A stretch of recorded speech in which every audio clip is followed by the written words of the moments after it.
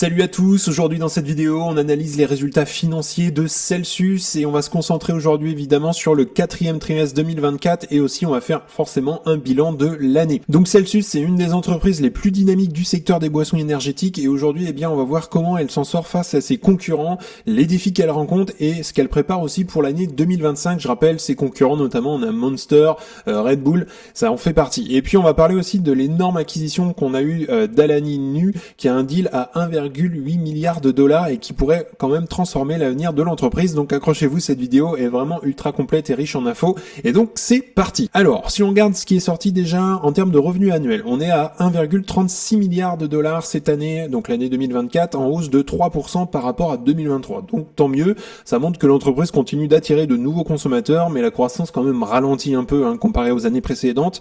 Mais ça, il y a un contexte aussi un petit peu économique qui joue là-dessus. Il y a des parts de marché aussi, là on est à 11,8% et ça c'est en hausse de 1,6 points, donc ça c'est encourageant. Celsius devient le troisième acteur du marché derrière justement Monster et Red Bull, j'en ai parlé juste avant. Et si on regarde la croissance des ventes au détail, on est à plus 22% d'une année à l'autre et là Celsius capte 30% de la croissance du marché des boissons énergétiques, ce qui est pas mal du tout pour une entreprise quand même plutôt jeune. Et si on regarde le bénéfice net, on est à 145,1 millions de dollars, donc en baisse pour le coup de 36%, moins de profit malgré une hausse des ventes quand même, donc on verra pourquoi juste après d'ailleurs. L'EBITDA ajusté, on est à 255,7 millions de dollars, en baisse lui de 13%, l'entreprise investit beaucoup dans la croissance et aussi l'expansion, et puis la marge brute elle s'établit pour 2024 à 50,2%, ce qui est vraiment très bien, puis surtout qu'elle est en hausse de 2,2 points par rapport à l'année précédente. Donc ils améliorent leur coût de production, mais ce n'est pas quand même suffisant pour compenser certaines dépenses qu'on va voir aussi juste après. Donc, pourquoi une baisse des profits malgré la hausse des ventes quand même? Donc, premier point, hausse aussi des dépenses opérationnelles qu'on a eu. On a des coûts de restructuration après l'expansion internationale. On a également une hausse des frais juridiques liés aussi à un litige en cours. Et puis, on a également des coûts marketing et on a eu aussi des promotions pour conserver des parts de marché face aux concurrents. On a eu pas mal de liquidations puisque Pepsi est le distributeur de Celsius et donc on avait pas mal de réserves et il y a eu des promos notamment en fin d'année. Et autre point que j'ai noté, on a une réduction des marges en Amérique du Nord, notamment à cause des programmes de remise et d'incitation aussi aux distributeurs. Donc ce qu'il faut retenir, Celsius continue de croître, mais à un coût plus élevé quand même. Donc si on regarde maintenant la performance du quatrième trimestre 2024, donc si on regarde les revenus, dans un premier temps, on est à 332,2 millions de dollars ce dernier trimestre, en baisse de moins 4% par rapport au Q4 de l'année 2023. Donc ce déclin est dû notamment à une réduction des commandes chez le plus gros distributeur qui est Pepsi, puisqu'ils ont un accord de distribution ensemble. Donc deuxième point, si on regarde le bénéfice net, on est à moins 18,9 millions de dollars, donc en perte, contre plus 50,1 millions de dollars au Q4 de l'année 2023. Et en fait, cette perte, elle s'explique notamment par les 77,9 millions de dollars de dépenses supplémentaires en coûts juridiques et aussi en restructuration. Troisième point, la marge brute. Elle est à 50,2% en hausse de 2,4 points, donc ils ont réduit leur coût de production, mais ça ne suffit pas quand même à absorber la hausse des dépenses qu'on a eues. Et dernier point, c'est la croissance des ventes internationales, et là, il faut souligner quand même qu'on a fait une belle et énorme progression puisqu'on est à plus 39% d'une année à l'autre. On a eu une expansion justement, c'est l'année 2024, ça a été vraiment l'ouverture à l'international de la marque dans 6 nouveaux pays. On a eu évidemment l'Angleterre, la France, l'Australie, la Nouvelle-Zélande et il y en aura bien d'autres à venir. Donc voilà, globalement, le trimestre a été plutôt difficile, mais Celsius continue évidemment son expansion mondiale et ça c'est tant mieux. Donc ce qui a fait bondir évidemment le cours de l'action Celsius, c'est cette acquisition d'Alani Nu. C'est un deal à 1,8 milliard de dollars. Et en fait, pourquoi ils ont racheté? Tout simplement puisque c'est une marque spécialisée dans les boissons énergétiques et compléments alimentaires, mais qui est populaire auprès des femmes, et c'est un concurrent beaucoup plus sérieux à Celsius. Et donc, ils ont fait 595 millions de dollars de revenus, avec une croissance annuelle de plus 50% en composé. EBITDA ajusté, il est à 137 millions de dollars, avec votre 23% de marge. Donc, les synergies attendues. Celsius va pouvoir en fait accélérer la distribution d'Alani Nu via notamment PepsiCo. Il y a une réduction des coûts estimés à 50 millions sur 2 ans. Et puis, on a évidemment une diversification de l'offre, les snacks, les shakes protéinés ou encore, les poudres énergétiques. Donc là, je t'ai mis une image très clairement de ce que fait Alani Nu en termes de produits. Et donc, Alani Nu va faire partie de la marque Celsius bientôt. donc d'ici quelques trimestres. Donc ce deal à 1,8 milliard, donc quelques risques. Est-ce que ça va être une intégration réussie ou un échec? On le verra évidemment dans quelques trimestres. Si les synergies ne fonctionnent pas, évidemment ce sera un mauvais investissement. Donc on a un endettement accru puisque Celsius contracte quand même 900 millions de dollars de dette pour ce rachat de cette entreprise. Donc moi, à mon avis, c'est que c'est vraiment plutôt une bonne stratégie, mais ils doivent quand même assez vite rentabiliser cette acquisition d'Alaninu. On verra évidemment dans quelques trimestres maintenant ce que ça donne. Donc si on regarde maintenant le marché des boissons énergétiques, c'est un marché qui est en pleine mutation. La taille actuelle du marché est de 90 milliards de dollars. On a une croissance annuelle prévue par an de plus 10% sur l'année, entre l'année 2024 et 2029. On a une hausse de la consommation des boissons sans sucre quand même à plus de 1220 points de base depuis 2020. Et donc si on regarde un petit peu Celsius par rapport à la concurrence en termes de part de marché, Monster on est à 36,5%, Red Bull 27,6% et Celsius 11,8%. Et par rapport à 2024, l'évolution 2024, on est à plus 408,7 millions de dollars, moins 22 quand même pour Red Bull, donc voilà une petite différence. Et Celsius on est à plus 489, donc Celsius c'est l'entreprise, c'est la seule marque qui a vraiment progressé en 2024, donc ça c'est vraiment encourageant pour l'entreprise. Alors maintenant, si on regarde les perspectives pour l'entreprise, notamment pour 2025, ça reste du court terme évidemment pour cette entreprise-là, puisque c'est une entreprise de croissance, on est vraiment au début de la courbe en S. Donc les attentes pour 2025, j'ai noté la finalisation de l'acquisition d'Alaninu pour notamment le Q2 2025, donc ça va mettre un petit peu de temps quand même, et on verra surtout les effets avant la fin de l'année quand même 2025. Continuer aussi l'expansion internationale, ça c'est tout nouveau, ça a commencé notamment dans les derniers trimestres de l'année 2024 avec notamment de nouveaux marchés qui vont arriver, européens et aussi asiatiques.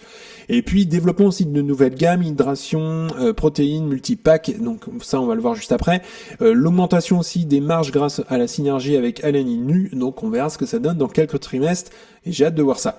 Quelques défis pour l'entreprise en 2025. Il faudra évidemment garder une croissance forte tout en maîtrisant évidemment les coûts. Et puis évidemment il y a les rivaux avec Red Bull, Monster qui réagissent aussi avec de nouvelles stratégies. Donc à surveiller. Donc si on regarde dans leur PDF la partie vente internationale, on voit très clairement qu'on est à 20,3 millions de dollars ce dernier trimestre et c'est vraiment l'un des meilleurs trimestres.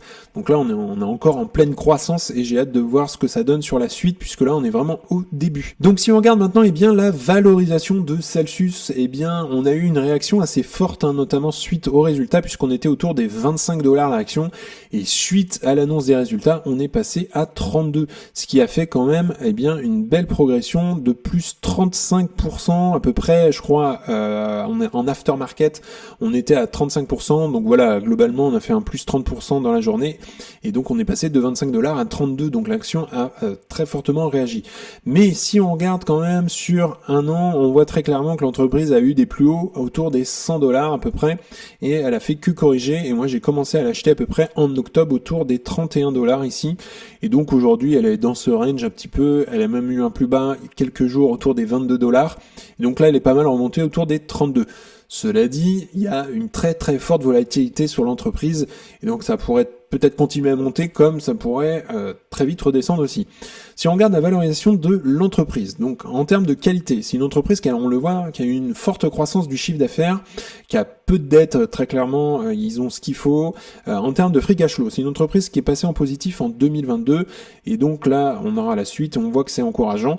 Ensuite, le ROCE de l'entreprise ici, il est négatif sur une moyenne 5 ans, mais si on regarde rien que l'année 2023, on est à 10% et ça, c'est encourageant et on l'a vu très clairement qu'ils prennent de plus en plus de parts de marché.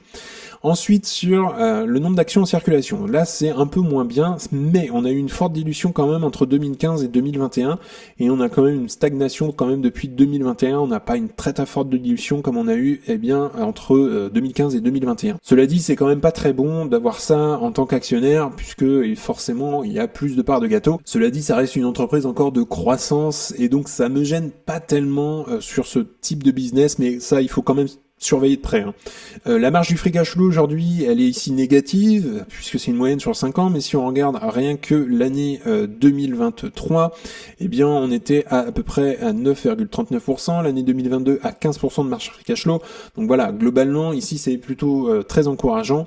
Et donc si on regarde aujourd'hui la valorisation avec une entreprise cotée à 32 dollars, on a un ratio prix-free cash flow à 45, ce qui peut paraître élevé, mais en fait pour un business quand même qui a une très forte croissance à venir, on va dire, ça reste peut-être assez raisonnable aujourd'hui. Si on regarde par rapport au prix, par rapport au chiffre d'affaires, donc le price to sales, aujourd'hui on est à peu près à 5. On voit qu'elle a eu des plus hauts, hein, mais si on remonte à 2019, on était autour des 4, 3 à peu près, le price to sales. Si on regarde Celsius, c'est une entreprise qui ne verse pas de dividendes, ce qui est pas étonnant, et puis tant mieux surtout, puisque c'est une entreprise de croissance, et si elle ne réinvestit pas, c'est un peu problématique quand même pour une jeune entreprise.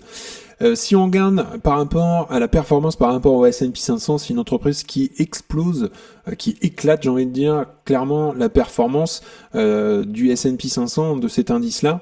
Et si on zoome un tout petit peu sur les dernières années, eh bien c'est un petit peu moins bon, surtout les 2 dernières années. Si on remonte entre 2022 et 2025 à peu près, on voit que c'est une entreprise qui a commencé à repasser un petit peu sous le S&P 500 ici. Et si on remonte entre 2023 et 2024, on voit très clairement, c'est depuis que le cours de l'action a chuté, que là, pour l'instant, si on a investi à peu près en 2023, pour l'instant, la performance est moins bonne qu'un S&P 500. Après, voilà, c'est une entreprise qui est très volatile, mais si on l'a acheté il y a plusieurs années, eh bien, on fait bien mieux. Donc aujourd'hui, avec une entreprise à 32 $, le prix de l'action, et puis on a un ratio prix cash flow à 45, ça peut paraître un petit peu élevé comme ça, mais en fait, je trouve ça pas non plus démesuré, comme quand elle était notamment à plus de 100 $, le prix de l'action, là, c'était vraiment très très cher. Aujourd'hui, je trouve ça pas non plus démesuré, et je la trouve à un plutôt juste prix aujourd'hui. Et donc, si on fait une petite conclusion aujourd'hui sur ce qu'on a eu, bien, sur l'année 2024, et notamment le Q4 2024, bien, Celsius continue évidemment sa forte expansion, malgré quand même un ralentissement qui est temporaire. La croissance du chiffre d'affaires, elle a fait plus 3%, la marge brute également, elle a bien évolué, donc voilà, ça c'est encourageant et positif. On a l'acquisition d'Allen Inu qui pourrait transformer la société en leader du segment Better for You, on a des produits qui sont axés sur la santé, le bien-être, et puis les défis clés pour 2025 seront l'intégration d'Allen Inu, l'expansion internationale et aussi la rentabilité. Donc j'ai hâte de voir comment ça va progresser dans les mois à venir, et l'entreprise semble plutôt bien positionnée quand même pour capter la croissance du marché des boissons énergétiques. À surveiller, j'ai noté pour 2025 la performance justement de l'intégration d'Allen Inu, l'expansion aussi sur la partie internationale, donc en Europe et en Asie, qui a commencé il y a quelques mois, quelques trimestres. Et puis aussi, j'ai noté, 3e point, l'évolution de la part du marché avec Monster et Red Bull. Faut pas oublier de regarder un petit peu la concurrence. Donc aujourd'hui, bien, je suis positionné et je garde mes actions, je conserve mes actions, et moi, mon prix d'achat, il est à environ 31 $ aujourd'hui. Donc comme je te dis, le prix de l'action aujourd'hui est remonté à 32, ça me paraît à peu près voilà, un bon prix aujourd'hui, mais je vais mettre à jour forcément avec les nouveaux chiffres qui sont sortis. D'ailleurs, tu peux me dire en commentaire ce que tu penses bien de cette acquisition d'Allen Inu. Est-ce que c'est un bon ou un mauvais deal pour Celsius? N'hésite pas à me dire ce que tu penses aussi de l'entreprise. Et en tout cas, on en a fini pour aujourd'hui. Si tu souhaites accéder à You Can Invest App, c'est le premier lien dans la description, et en fait dans ton espace membre, tu auras accès à ma watchlist avec mes objectifs de prix, les best stocks, c'est-à-dire les meilleures actions à détenir dans ton portefeuille, un discounted cash flow pour estimer le juste prix à payer pour une entreprise. Tu auras accès à une communauté privée d'investisseurs, et en fait le gros plus, ce sont les appels vidéo avec moi-même pour t'accompagner bien dans ta stratégie, faire grossir ton patrimoine, analyser des actions, mettre en place des stratégies, analyser ton portefeuille par les bourses de manière générale et améliorer bien ton mindset. Donc c'est le premier lien dans la description pour nous rejoindre. Également, n'hésite pas à liker la vidéo, à t'abonner, ça permet de faire grandir la communauté et puis ça me soutient également. Si tu souhaites regarder une autre vidéo, tu peux cliquer juste ici. En tout cas, je te souhaite une excellente journée et à très bientôt pour une prochaine vidéo. Salut!